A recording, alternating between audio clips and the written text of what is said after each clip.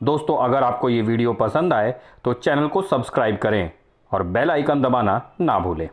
नमस्कार दोस्तों, मैं प्रशांत राय और आप देख रहे हैं युग धर्म। दोस्तों, सुशांत सिंह राजपूत के मौत का मामला और उसके बाद कंगना रनौत का शिवसेना से विवाद मामला, इसको जिस तरह से मीडिया ने रिपोर्टिंग की है, इस पर तमाम सवाल उठाए जा रहे हैं। कई सारी ऐसी पोस्ट्स आ रही हैं, मीम्स बन रहे हैं, वीडियोस डाले जा रहे हैं सोशल मीडिया में जिसमें मीडिया की हंसी उड़ाई जा रही है, मीडिया पर सवाल खड़े किए जा रहे हैं। एक दो वीडियोस हैं जिनके बारे में मैं आपसे बात कर लेता हूं। आपने शायद देखा होगा, लेकिन अगर नहीं देखा है तो मैं बता देता हूं।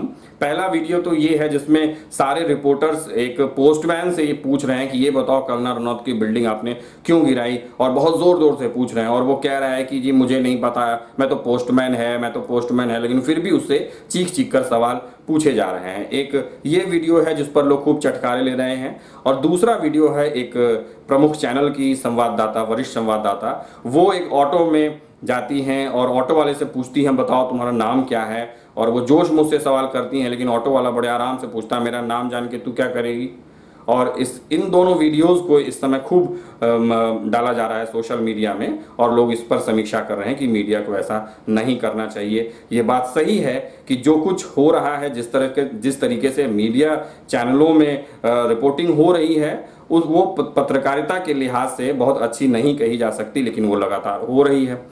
तो ये सवाल मेरे मन में भी बहुत पहले से आता रहा कि मीडिया आखिर ऐसा क्यों करती है, क्यों इस तरीके से होता है, क्या इसे थोड़ा संयमित तरीके से नहीं किया जा सकता। तो इससे जुड़ा एक वाकया मैं आपको बताता हूँ। मुजफ्फरनगर में मेरी पोस्टिंग हुई थी। पहले मैं पूर्वांचल में रिपोर्टर था, उसके बाद मुजफ्फरनगर मेरा ट्रांसफ़र हुआ। जब मैं वहाँ पर गया तो वहाँ दो प्रमुख अखबार थे जिनमें की कंपटीशन रहता था, अमर उजाला और दैनिक जागरण। वहाँ के अखबारों की जो लीड स्टोरी होती थी वो अपराध की होती थी, क्योंकि मुजफ्फरनगर खुद में एक समय क्राइम कैपिटल कहा जाता था यूपी का, और वहाँ के क्राइम की तुलना अमेरिका के शिकागो से होती थी, और ऐसा कहते थे कि अपराध की दुनिया का गढ़ है वो। लेकिन जिस समय मैं गया उस समय स्थितियाँ थोड़ी ठीक थी, लेकिन अखबारों को अगर खोला जाता था तो ऐसा लगता था कि जैसे अपराध चारों ओर हो रहे हैं, केवल हत्या और इस तरीके के जो क्राइम के अपराध थे वो सुर्खियों में रहते थे। फ्रंट पेज की जो लीड खबर होती थी वो अपराध की होती थी, और भाषा उसकी ऐसी होती थी उस खबर की जैसे लगता था कि वेद प्रकाश शर्मा का कोई उपन्यास पढ़ रहा हो।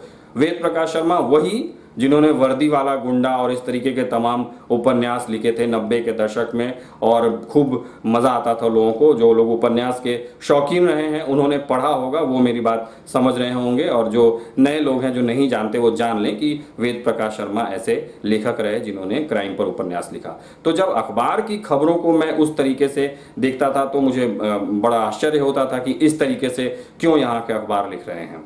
और दैनिक जागरण के जो क्राइम रिपोर्टर थे वो मेरे जानने वाले थे। मैं उनसे अपनी शिकायत दर्ज कराता था कि आप इस तरह से नहीं करना चाहिए, पत्रकारिता के लिहाज से ये सही नहीं है। तो वो पहले तो मेरी बातों का जवाब नहीं देते थे, लेकिन जब कई बार मैंने उनसे ये बात कही तो उन्होंने मुझे बताया कि ऐसा नहीं है कि इस चीज़ को लेकर के उन्होंने कोशिश नहीं की या उनके संस्थान ने कोशिश नहीं की। दैनिक जागरण ने एक बार ये तय किया कि चाहे कुछ भी हो, हम अपनी फ्रंट पेज की खबरें और बाकी खबरें भी अपराध पर फोकस नहीं करेंगे।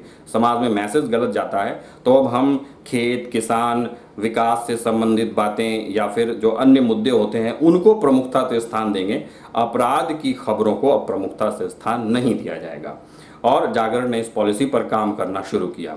लेकिन दोस्तों, मैं आपको बता दूं कि जैसे ही अपराध की खबरों को और जो इस तरीके की चटकारे वाली खबरें थीं उन्हें प्रमुखता से स्थान देना कम किया गया, अखबार की बिक्री भी कम होने लगी, और धीरे धीरे वो इतनी कम होती चली गई कि जो संस्थान के लोग वहाँ काम कर रहे थे उनको वेतन देना भी अब मुश्किल होने लगा। संस्थान इतना घाटे में चला गया।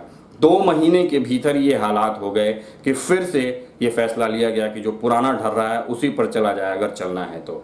और उसके बाद से फिर अखबार पुराने ढर्रे पर लौट आया, फिर से लोगों द्वारा पसंद किया जाने लगा, नंबर 1 बन गया।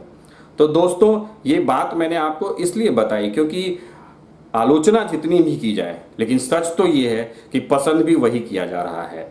आज नंबर 1 पे कौन है जिसने सबसे ज़्यादा अगर टीवी चैनलों की बात करें जिसने सबसे ज़्यादा सनसनी फैलाई, वो नंबर 1 पर है और लोगों की पसंद से ही बना है। तो इसलिए हम जो चाहते हैं वही हमें मिल रहा है। अब आप ये कह सकते हैं कि पहले भी तो होता था, लेकिन पहले क्यों नहीं इस तरीके से इतनी सनसनी दिखाई जाती थी?